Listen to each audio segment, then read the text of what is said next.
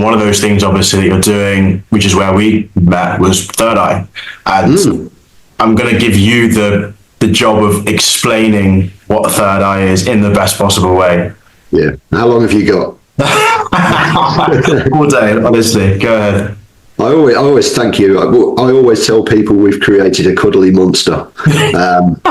Cuddly monsters, they need a cuddle occasionally, like our business does. But yeah, Third Eye was born out of what we achieved during lockdown. When I say what we achieved, it gets a little complicated, which is why I think you've given the floor to me. So, Koi Sports is a social enterprise, a community interest company that we started back in 1st of November 2018. We were registered with Companies House. This was all pre-lockdown, of course. So we went on a journey doing what we thought we should do. So here we are going along this journey. We changed, we switched, not the main plan, but how we were going to achieve our social aims and objectives. And that was good fun, and we were doing okay. So we were a East Midlands-based kitchen table business, pre-lockdown. Lockdown hits, everybody goes online, everybody adapts and adjusts what they do. Now, we don't often shout about this, and I'm not shouting and keeping my voice at very level, because COVID lockdown was a horrific time for some people, horrific. But if I'm looking for silver linings, it was huge for Koi Sports, because what it did was it took Koi Sports international just because of platforms like Zoom, Google Meet, Teams, etc. So the world opened up. And we had to adjust what we were doing to adapt to the way we were all living our lives. We took everything online, and what we wanted to do was we wanted to support the grassroots / community sports sector as a way of still being able to positively influence local communities. Yeah.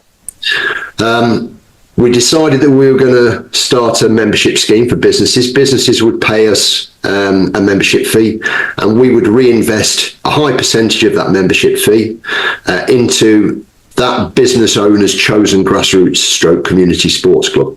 Yeah. What that was supposed to do was to drive income into those clubs to help them survive through COVID. The challenge, of course, was businesses weren't creating the profits that they used to, unless you had a government contract, of course. But with that came the challenge of, well, how can we ask people to give us money when their profits are down or they were lower than they would have normally been? Yeah. But the fact that we were quite cute in what we did is, if you give us money to invest into grassroots sport, we will give you a package of business benefits. Yeah. Anyway, long story short, we brought on, in that 2, maybe 3 year period, just over 80 businesses, so fair play to them.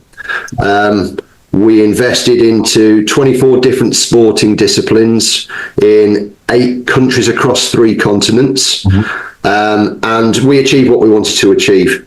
Lockdown ends, the world goes back to some kind of normality. We have to switch and adapt and change again. Yeah.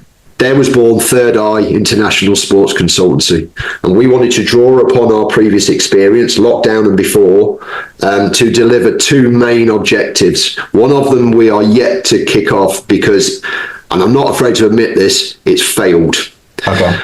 To date, not for the want of trying, it just hasn't happened yet. Yeah. So one was to look after the good mental health of people within the sports sector. That's the one that we've, in inverted commas, struggled with. Yeah. We wanted to do that by offering consultancy roles to sports people and people working within the sports sector during times of inactivity, when their risk to the mental health is at its highest. For example, if a football player gets injured and they're out for 12 months, they're now away from the way they are used to living their lives. That's horrific, I would imagine. Never been a professional sports person, so I don't know.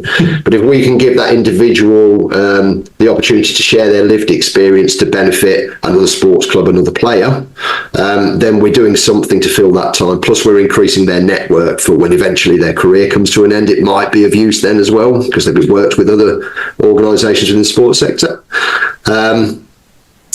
And the other one was social mobility, which is where most of my time is spent currently, with a view to then being able to kick in the mental health side of things.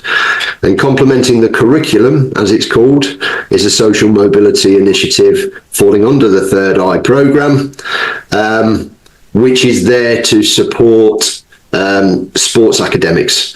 So young people going through university, and UCFB have been instrumental in allowing us to get this proof of concept off the ground.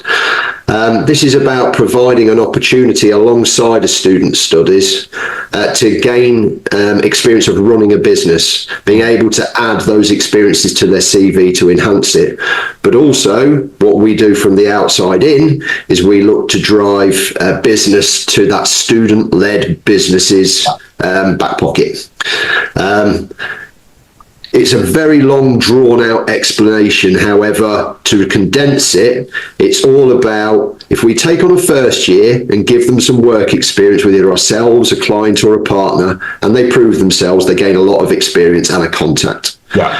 If they want to, when they move to their second year of study, they can apply to be interviewed for a middle management position, account manager, team leader.